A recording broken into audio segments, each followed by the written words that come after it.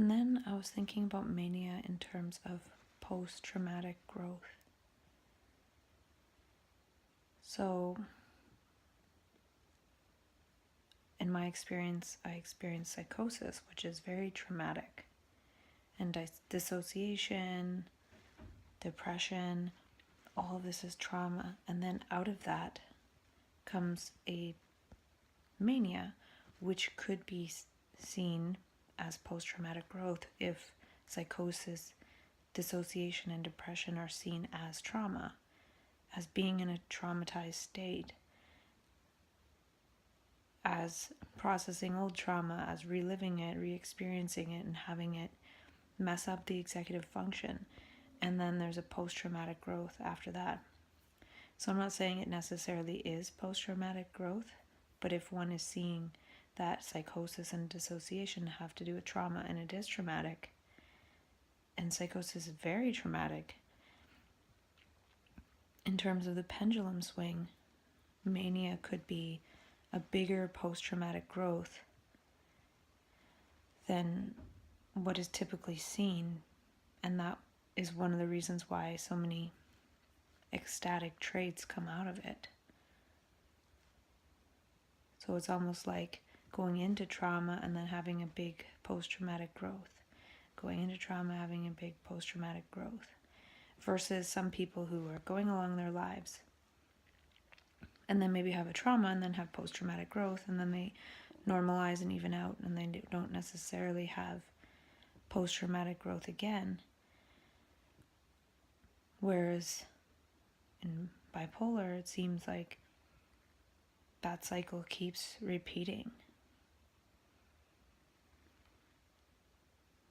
And I also wrote that in bipolar, we make up terms that are congruent with our experience. We make up a lot of words and metaphors and poetry. And I talked about, at least I think I talked about how Ron Unger, in his course about CBT for psychosis, talked about how when we don't quite have words for what we see, we speak in metaphors. And I think that's why in mania we often speak in metaphors, because we can't quite put to words what it is we're perceiving.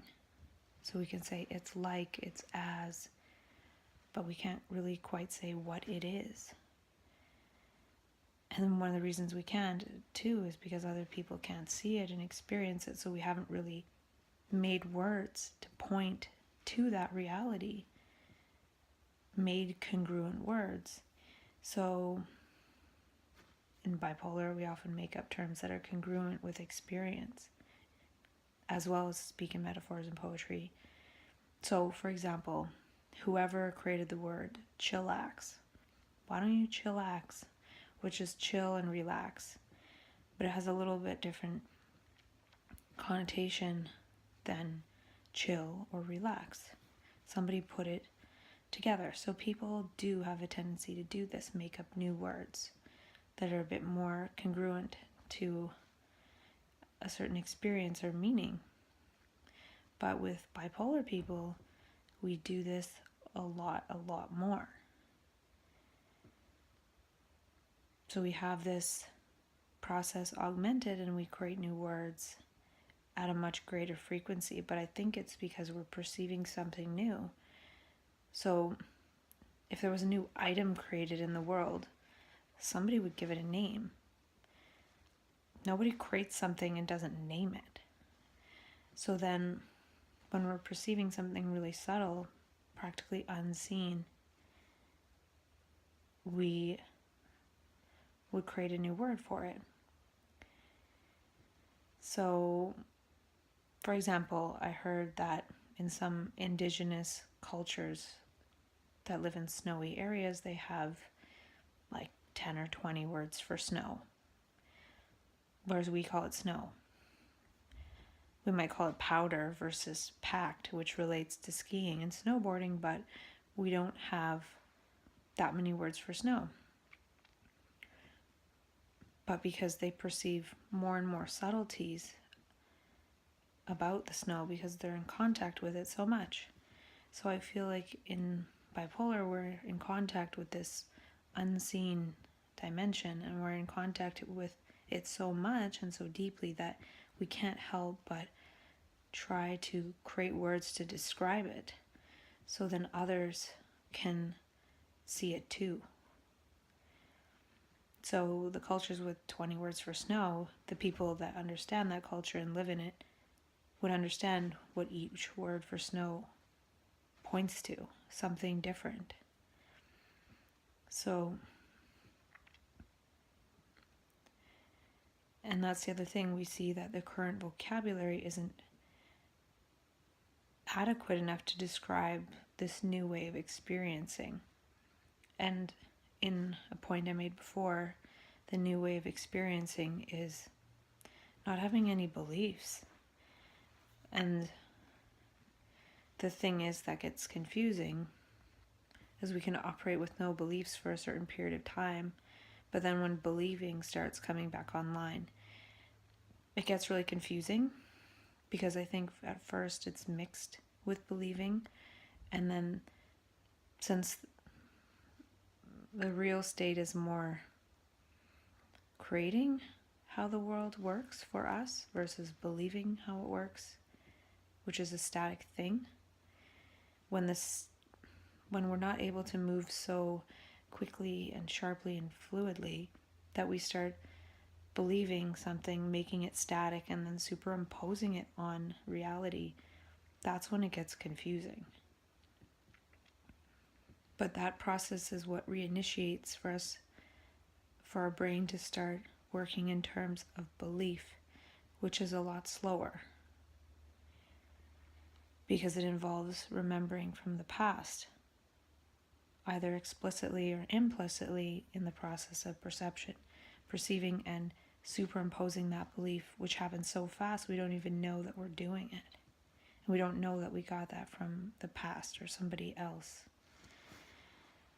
So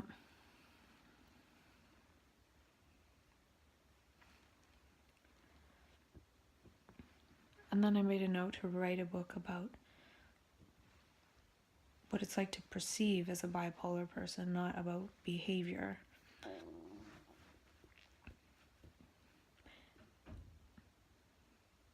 And I'm sure people have done that, but I feel like it really could be unfolded a lot more. They talk about bipolar as a behavioral disorder, but that's somebody observing it from the outside. Whereas from my perspective, I would say it's a change in the perceptual algorithm, which leads to a different way of acting, of course.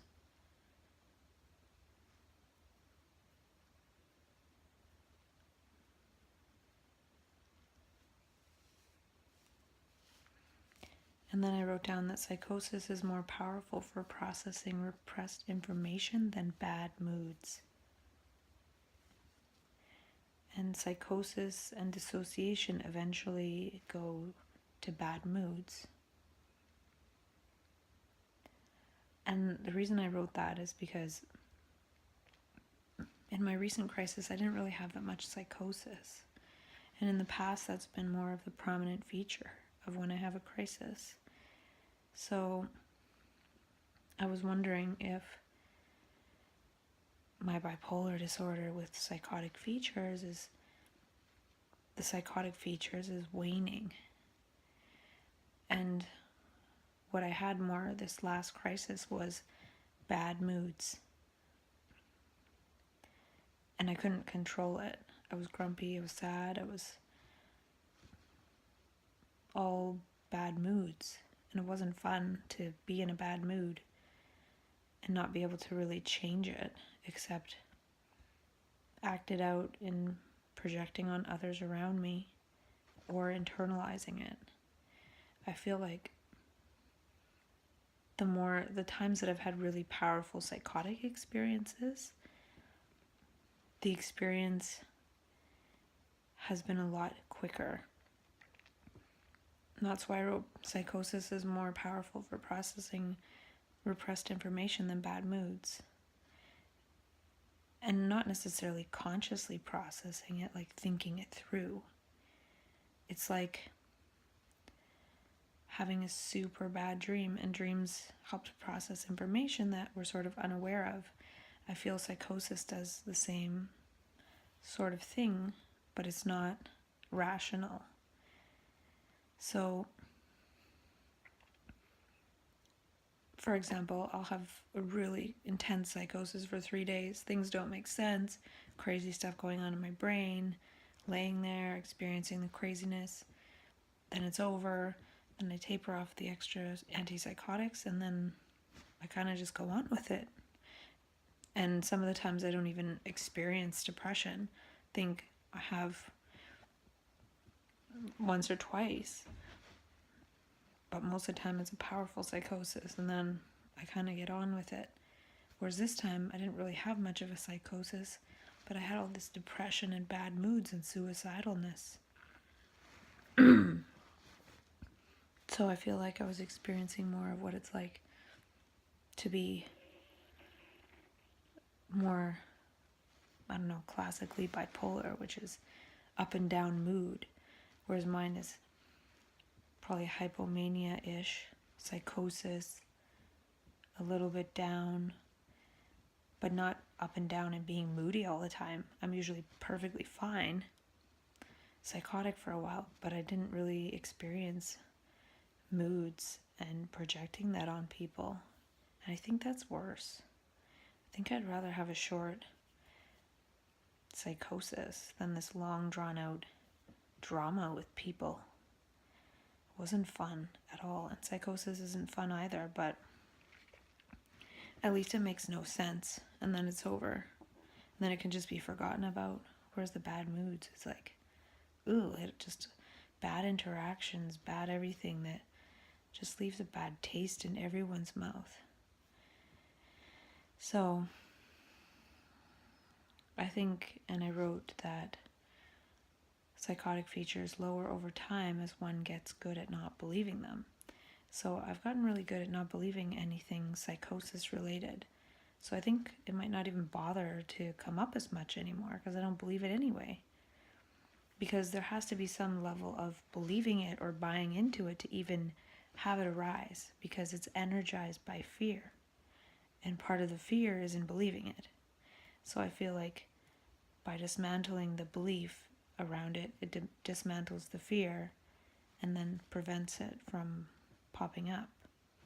I don't know if that's true. I'm just wondering if that could have something to do with why I didn't really have that much psychosis.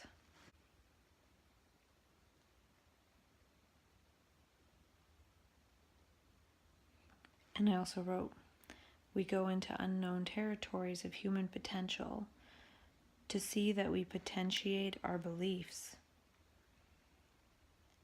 And soon our beliefs will be fluid, just like our brain cells.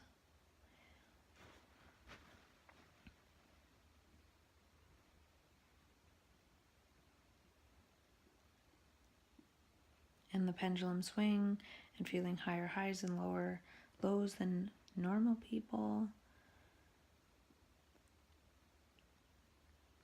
So I'm pretty sure I wrote somewhere that, and I don't know where, I sort of realized that it's a state of suspended beliefs where we can kind of try on new beliefs. I feel like the universe and Gaia is putting us into a state of suspended beliefs so that new, not beliefs, but a new algorithm of functioning that isn't beliefs will take hold or take root, sort of like finding the right seed.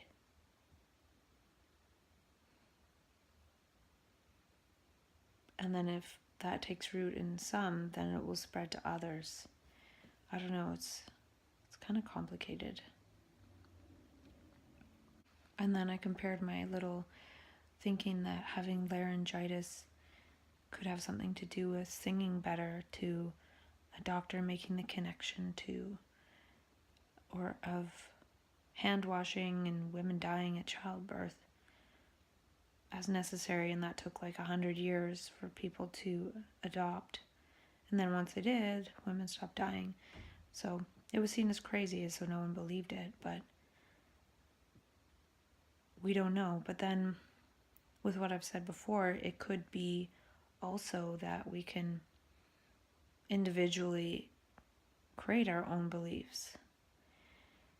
And it doesn't necessarily matter what other people believe. Or we fall in alignment with what the consensus believes.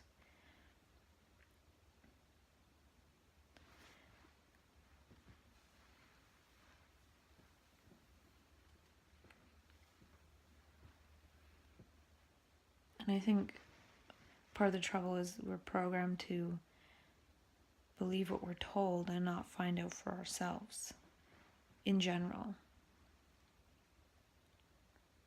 Oh, and I wrote, when we solve a problem, we leave it alone and come back to it later.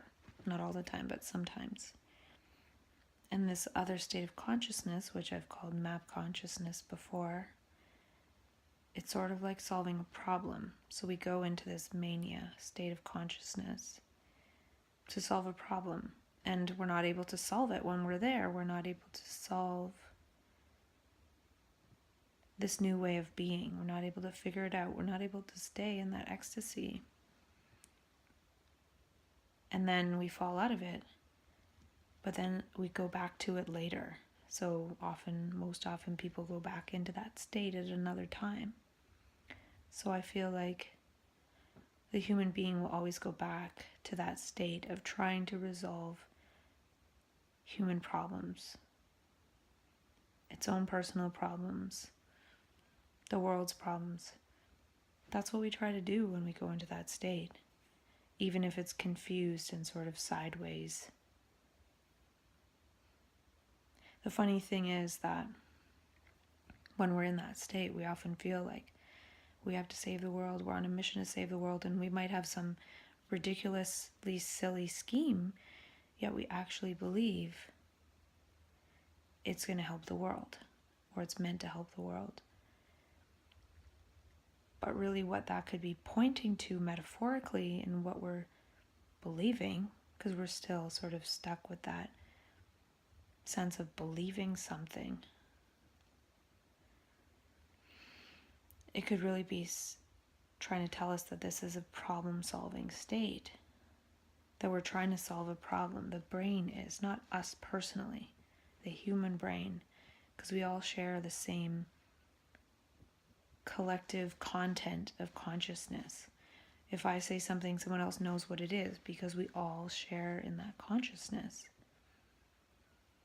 And that shared consciousness is creating a certain trajectory of the earth and the world that is not good. So some people go into a different state of consciousness. And it's the trouble too is we think it's personal. We take it to be personal because we take our life to be personal. And then that's when we translate us being in a state of trying to solve human problems. We translate that into I'm saving the world, or I'm going to save the world. So the problem-solving state correlates or extrapolates at the human behavioral level into us trying to create some kind of scheme to help the world. When it's the state itself, and we don't necessarily have to do anything. It's the doing things at the human level that likely gets in the way of what it is this altered state of consciousness is trying to do. It's hard to really talk about, but for me, for example, I feel like I have a lot of what happens to people in mania in some sense of order, because Like, I'll have that energy of consciousness, but I won't go and spend all my money thinking that I'm going to create something that's so great, because I don't translate that energy into the human behavioral level so much. I might have a tendency to buy a little bit more, and I am trying to create something, but I don't try to create some very particular thing. I do in some sense, but I don't try to do it all at once. I get some parts of it done, and then I fall out of it, and then I get a bit more done, and I fall out of it. So I'm creating something big, perhaps. I don't know what it is. I create a bit of it each time, but I don't try to create some big standalone thing. Put all my eggs in one so-called mania. And I think too, since so much of the energy gets translated into dialogue and seeing and thinking in new ways, which is part of what I think the brain is trying to do, because what we need to do is see and think in new ways in order to solve these problems, not think in old ways. So the brain goes into seeing and thinking in new ways, but our human doingness, our dopamine hit, goal setting, accomplishment, I can do something level, or even a lot of that energy gets translated into hedonism, gambling, sex, so many things. And none of that interests me at all. So I think if we translate that energy into I'm so great, I'm doing all this great stuff, and then hedonism, it really wastes it. And that might, and that's part of it too. The brain is entering into a problem-solving state, and we either try to create schemes to help the world solve the world's problems, which the problem is the human brain cells themselves and the way they're operating. So unless we let that really take root and sit with it and wonder and ponder, then we just translate that energy into accentuated current human behaviors. So then if we're not doing the scheme to create a better world, then what we do is, I'm going to solve the problem better of getting more and more pleasure. I can get it even better than anyone else, and I'm going to feel more and more pleasure with all these human pleasurable things that we're programmed to divert our energy to with entertainment in all these different ways, shopping. So a lot of the bipolar energy, I feel, just gets translated into augmenting the things that we're programmed to do with our time and money, but amplified because we have more energy. So we put more energy into those things we've been programmed to do, which that's what leads to the fall. Not the only thing, but there's got to be a different way.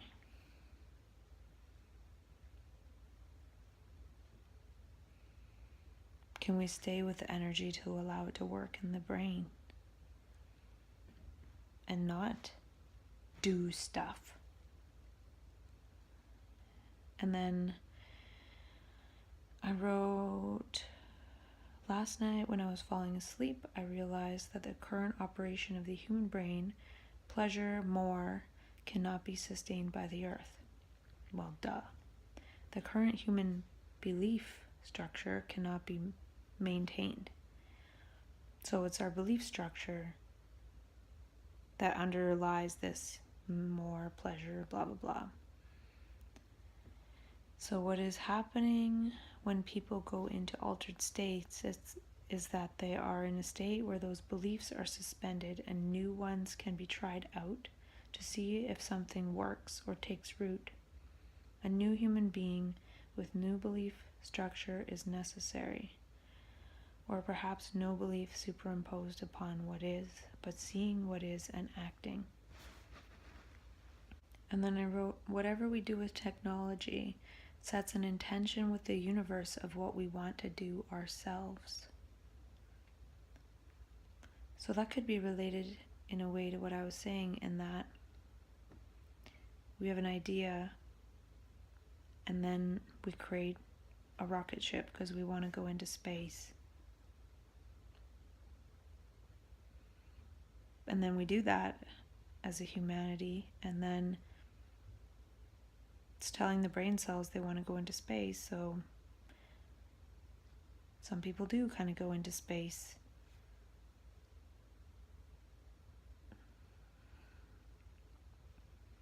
I don't know what I'm trying to say.